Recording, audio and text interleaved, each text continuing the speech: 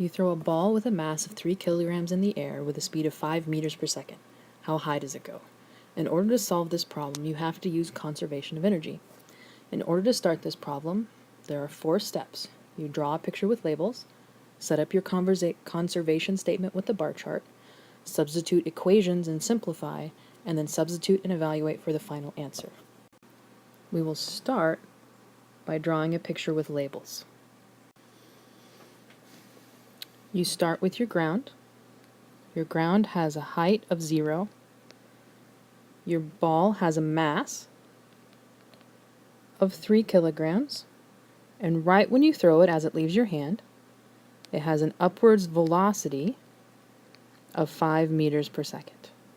It travels upwards, and at the very peak of its trajectory, it has a velocity of 0 meters per second when it has reached a height of h. And now that we've drawn our diagram, we use this information in our bar chart to solve for the final answer.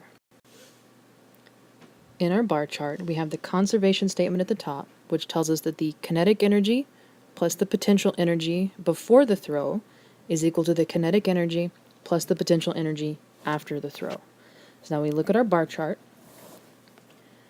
and then we look at our picture to see what that can tell us about each other. So for the kinetic energy before, as it leaves your hand, it has some amount of kinetic energy as it's being thrown. Since it's starting from the ground, it has no potential energy.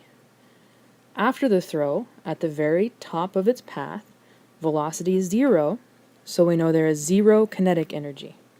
Now, in order to make everything in our bar chart come out equal, we know that the potential energy after the throw has to be equal to the kinetic energy before the throw. So there we've completed our bar chart. Now we substitute equations and simplify.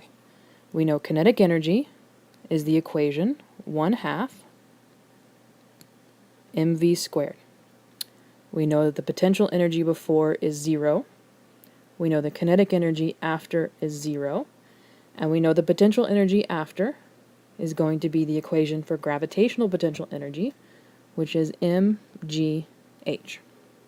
Now we can rewrite this, that 1/2 mv squared is equal to mgh. And that is what our bar chart gives us. And the very last step is to substitute our values and evaluate.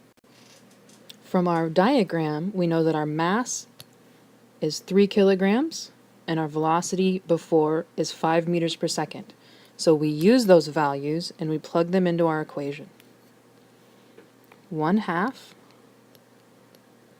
times a mass of 3 kilograms, velocity of 5 meters per second, quantity squared, is equal to a mass of 3 kilograms times g, which is 10 meters per second squared, times h.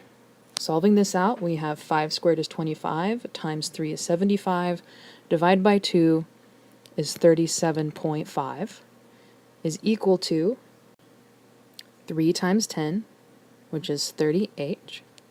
We divide both sides by 30. We get that h is equal to 37.5 divided by 30.